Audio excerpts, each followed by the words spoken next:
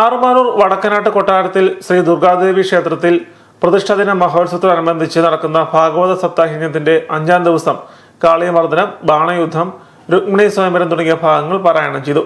രുക്മിണി സ്വയംവര ഘോഷയാത്രയിൽ നിരവധി ഭക്തർ പങ്കുചേർന്നു. ശ്രീകൃഷ്ണ വിഗ്രഹം വഹിച്ചുകൊണ്ട് നാമജപ പ്രാർത്ഥനകളുമായി ഘോഷയാത്ര യജ്ഞവേദിയിലെത്തി.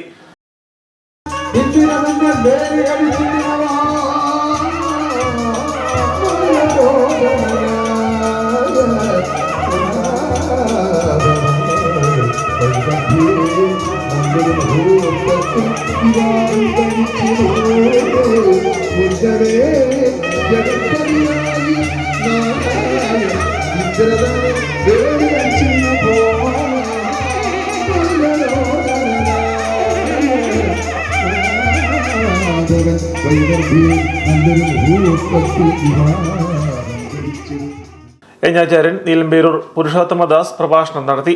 വൈകിട്ട് സർവേശ്വര പൂജയും നടന്നു. സപ്താഹയജ്ഞം മെയ് 22-ന് സമാപിക്കും.